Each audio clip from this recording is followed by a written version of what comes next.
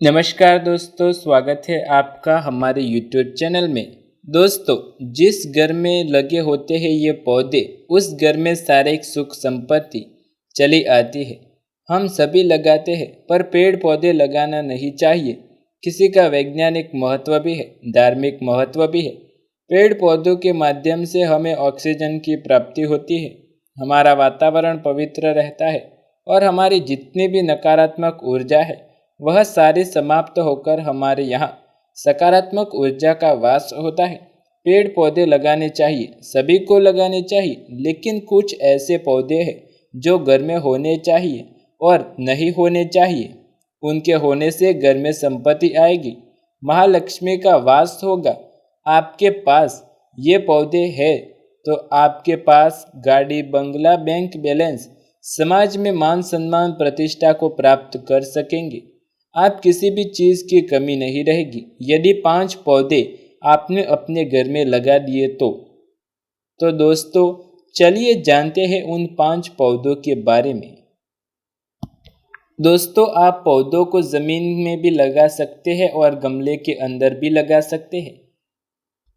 यदि आप उन पौधों को नहीं लगा सकते तो उनका चित्र भी आप अपने घर में रख सकते हैं। पौधों का सकारात्मक प्रभाव पड़ता है। जैसे हम देवताओं की मूर्तियां स्थापित करते हैं, उसी तरह पौधे भी हमारे जीवन में अहम भूमिका निभाते हैं। इसके लिए सबसे पहले तो आप प्रयास कीजिए कि ज़मीन के अंदर पौधे लगाएं, पर ज़मीन के अंदर नहीं लगा सकते हैं तो गमले के अंदर लगाएं, और गमले के अंदर भी नहीं लगा सकते हैं तो आप उस पौधे का चित्र तो अवश्य लाकर अपने घर में लगाएं। इससे आपके जीवन में जो भी धन की समस्याएं हैं वो दूर हो जाएगी। तुलसी का पौधा नारायण को प्रिय कहा गया है। घर में तुलसी का वास होता है, तुलसी का पौधा होता है, उस घर में कोई भी नकारात्मक शक्ति प्रवेश नहीं करती। वहाँ पर साक्षात लक्ष्मी स्वरूप है। जिस घर में तुलसी होगी वहाँ पर कोई भी दूसरा पौधा, और मीठा नीम, कड़ी पत्ता कहते हैं, आप उसको लगाएं तो उससे घर में सकारात्मक ऊर्जा आएगी। मीठा नीम और कड़ी पत्ता लगाने से शनि, राहु, केतु तीनों ग्रह शांत रहते हैं और प्रसन्न रहते हैं। अब दोस्तों, आइए जानते हैं दूसरे पौधे के बारे में। दूसरा पौधा है आंवले का। यदि कोई आंवले का एक वृक्ष लगाता है तो उस व्यक्ति को एक राजसूय यज्ञ के बराबर फल मिलता है। यदि कोई महिला शुक्ल पक्ष की पंचमी के दिन आंवले के पेड़ के नीचे बैठकर पूजन करती है तो वह जीवन पर्यंत सौभाग्यशाली बनी रहती है।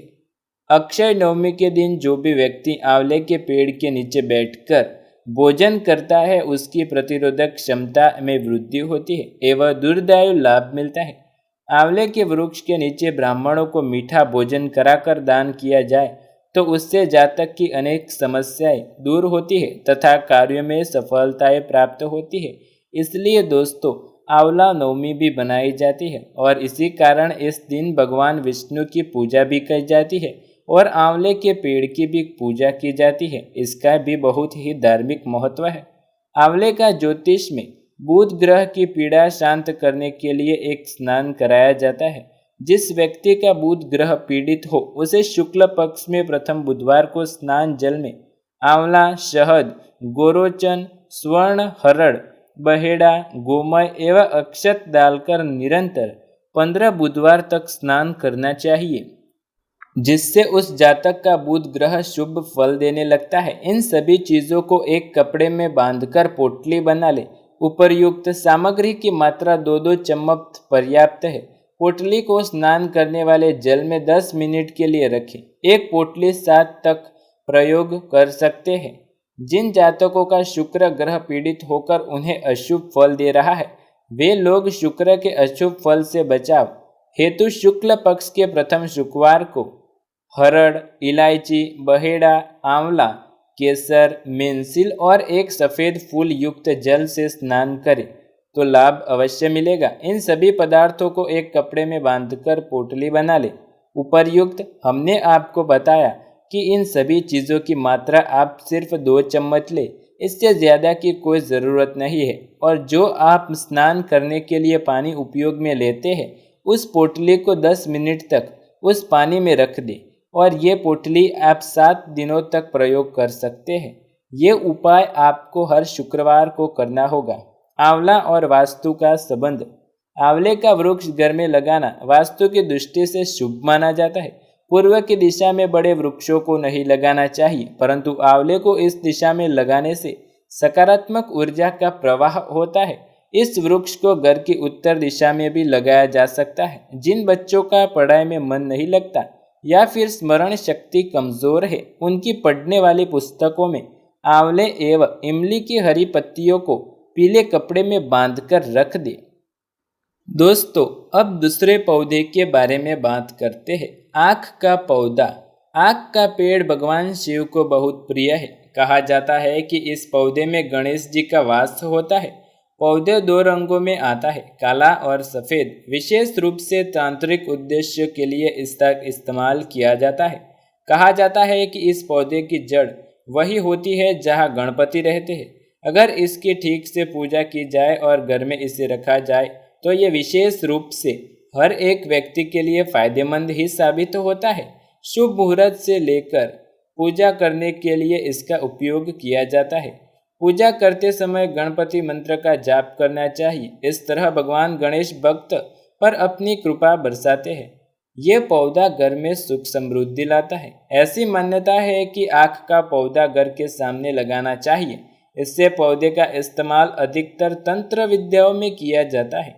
अगर आप नियमित रूप से इस पौधे की जड़ से निकली गणेश जी को मूर्ति की पूजा करते हैं तो आपको त्रिसुख या जीवन के सभी सुख प्राप्त होंगे।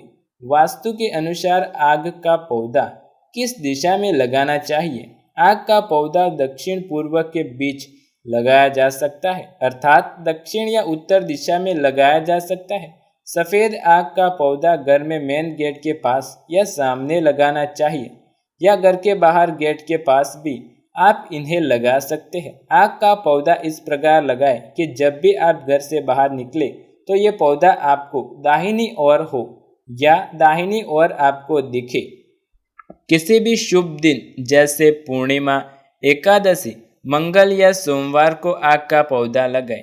अगर आप किसी को अपनी ओर आकर्षित करना चाहते हैं तो गुरु पुष्प या रवि पुष्प नक्षत्र में सुबह के समय आग की जड़ को साफ कर ले और इसे पानी के साथ पीस ले।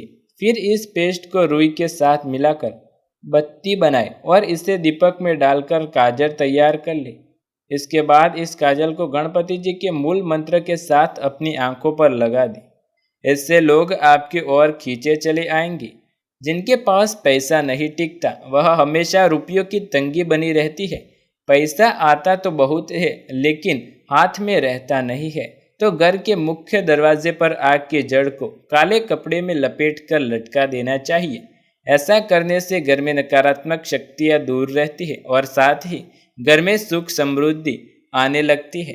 तो दोस्तों, ये थी वो महत्वपूर्ण बातें जो अपने घर में पौधों के साथ संबंधित थी। यदि आपको ये वीडियो पसंद आए तो वीडियो को लाइक, शेयर, कमेंट कर दीजिएगा और चैनल पर नए हैं तो सब्सक्राइब करके बेल आइकन भी ज़रूर दबाइएगा।